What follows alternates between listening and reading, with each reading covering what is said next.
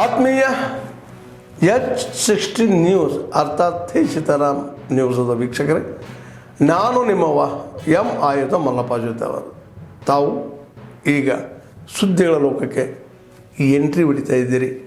ಈ ಸುದ್ದಿಗಳನ್ನು ಪ್ರತಿಯೊಂದು ನೋಡೋ ಜೊತೆಗೆ ನಿಮ್ಮ ಅಭಿಪ್ರಾಯಗಳನ್ನು ಹಂಚ್ತಾ ಇರಿ. ಯಾಕಂದರೆ ಈ ಸುದ್ದಿಗಳು ನಿಮಗಾಗಿ, ನಿಮ್ಮ ಬದುಕಿಗಾಗಿ, ನಿಮ್ಮ ವೈಚಾರಿಕೆಗಾಗಿ, ನಿಮ್ಮ ತಿಳುವಳಿಕೆಗಾಗಿಯೂ ನಿಮಗೂ ಗೊತ್ತು, ಜೊತೆಗೆ ನಮಗೂ ನಿಮ್ಮೊಂದಿಗೆ ಇದೊಂದು ಮಾತಾಡುವಂಥ ಜೊತೆಗೆ ಸುದ್ದಿಗಳನ್ನು ಬಿಡುವಂಥ ಕೆಲಸ.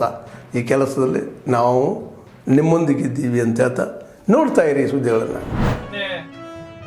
ಸಡನ್ ಆಗಿ ಫಿಕ್ಸ್ ಮಾಡಿರ್ತಕ್ಕಂಥದ್ದಲ್ಲ, ಅಥವಾ ಏಕಾಏಕಿಯಾಗಿ ಹೋರಾಟ ಫಿಕ್ಸ್ ಮಾಡಿರ್ತಾರೆ. ಉದ್ಯೋಗಾಕಾಂಕ್ಷೆಗಳ ಹೋರಾಟ ಸಮಿತಿಯಿಂದ ಕಳೆದ 6 ತಿಂಗಳಿಂದ ಅಕ್ಟೋಬರ್ ತಿಂಗಳ 17ನೇ ತಾರೀಕಿಗೆ ನಾಡಿನ ಹಿರಿಯರಾದಂಥ ಜಸ್ಟಿಸ್ ಸಂತೋಷ್ ಹೆಗಡೆ ಸರ್ ಅವರ ಮಾರ್ಗದರ್ಶನದಿಂದ ಹೋರಾಟ ಚಳವಳಿಯನ್ನು ರೂಪಿಸ್ತಾರೆ.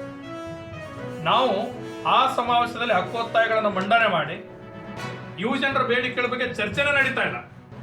ಎಷ್ಟೋ ವಿಷಯಗಳಲ್ಲಿ ನಮ್ಮ ಚಾರಿಟೇಬಲ್ 10 ಡಿಮಾಂಡ್ಗಳಲ್ಲಿ ಇವತ್ತು ಮುಖ್ಯಮಂತ್ರಿಯವರು, ಇಲಾಖೆಯವರು ಮನಸ್ಸು ಮಾಡಿದ್ರೆ ಕನಿಷ್ಠ ವಯೋಮಿತಿಯನ್ನು 5 ವರ್ಷ ಸಡಿಲಿಕೆ ಮಾಡಬೇಕು ಅನ್ನೋ ನಮ್ಮ ಬೇಡಿಕೆ.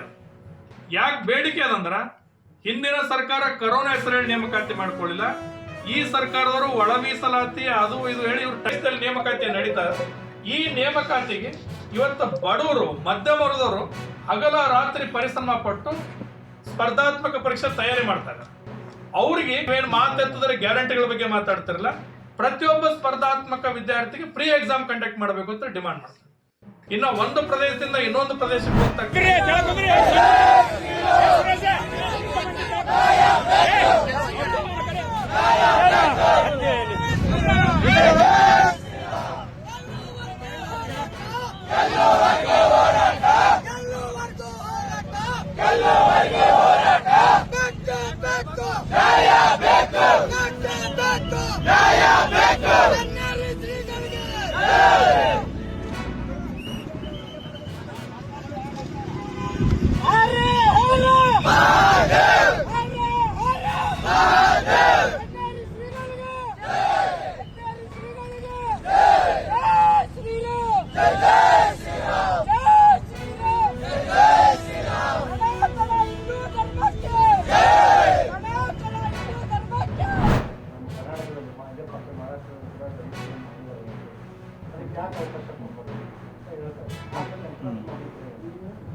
ಈಗ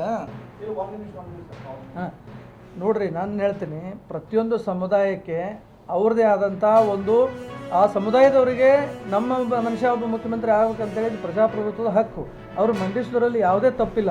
ಅಲ್ಟಿಮೇಟ್ಲಿ ಆರಿಸಿ ಬಂದಿರತಕ್ಕಂಥ ಶಾಸಕರು ಹಾಗೂ ಹೈಕಮಾಂಡ್ ಅಂತಿಮ ನಿರ್ಧಾರ ತಗೋತಾರೆ. ಯಾರು ಈ ಒಂದು ಸರ್ಕಾರ ಚುಕ್ಕಾಣಿ ಹಿಡಿಬೇಕನ್ನೋದು ಅವರು ತೀರ್ಮಾನ ಮಾಡ್ತಾರೆ ಹೊರತಾಗಿ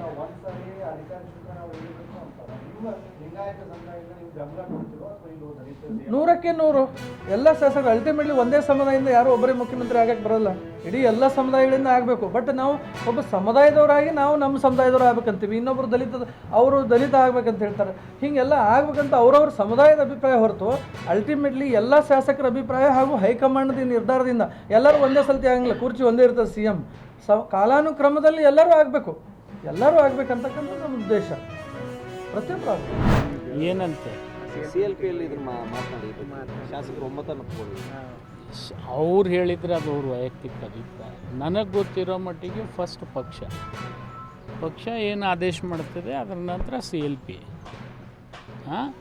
ಪಕ್ಷದ ಆದೇಶನೂ ನಾವು ನೋಡಬೇಕಾಗ್ತದೆ. ವೈಯಕ್ತಿಕ ಅಭಿಪ್ರಾಯನೂ ಅವ್ರದ್ದೆಲ್ಲರಿಗೂ ತಿಳ್ಕೊಂಡು ಏನು ನಿರ್ಣಯ ಸೂಕ್ತ ಆಗ್ತದೆ ಪಕ್ಷದ ಹಿತದೃಷ್ಟಿಯಿಂದ ಅದನ್ನು ಮಾಡ್ತಾರೆ. ಅವರು ವರಿಷ್ಠರು ಮಾಡ್ತಾರೆ, ಮುಖ್ಯಮಂತ್ರಿನೂ ಮಾಡ್ತಾರೆ, ಉಪಮುಖ್ಯಮಂತ್ರಿನೂ ಮಾಡ್ತಾರೆ.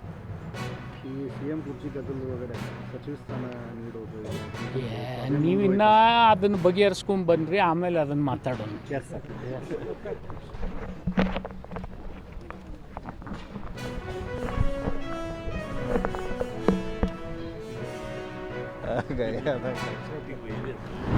ಆತ್ಮೀಯರೇ, ಎಲ್ಲ ಸುದ್ದಿಗಳನ್ನು ನೋಡಿದ್ರಲ್ಲ, ಏನು ಅನಿಸ್ತು ನಿಮಗೆ? ಇದರಲ್ಲೇ ನಿಮ್ಗೆ ಲೈಕ್ ಆಗಿರ್ಬೋದು, ಡಿಸ್ಲೈಕು ಆಗಿರ್ಬೋದು, ಕಾಮೆಂಟ್ ಬೇಡಪ್ಪ ಅಂತೂ ಅನಿಸಿರ್ಬೋದು, ಕಾಮೆಂಟ್ ಮಾಡಬೇಕಪ್ಪ ಅನಿಸಿರ್ಬೋದು, ಶೇರ್ ಮಾಡಬಾರ್ದಪ್ಪ ಅನಿಸಿರ್ಬೋದು, ಅದು ಮಾಡಬೇಕು ಅನಿಸಿರ್ಬೋದು. ಏನಾದರೂ ಆಗಲಿ ಶೇರ್ ಮಾಡ್ತಾಯಿರ್ರಿ, ಈ ನ್ಯೂಸ್ಗಳನ್ನ ಹಂಚ್ತಾ ಇರಿ. ಜೊತೆಗೆ ಇದಕ್ಕೆ ಸಬ್ಸ್ಕ್ರೈಬ್ ಆಗ್ತಾಯಿರಿ ಅಂತ ಹೇಳ್ತಾ H60 ನ್ಯೂಸ್ ಅರ್ಥಾತ್ ಹೇ ಸೀತಾರಾಮ್, ಇದು ಸತ್ಯದ ಕೈಗೆ ನಡಿ. ವಂದನೆಗಳು.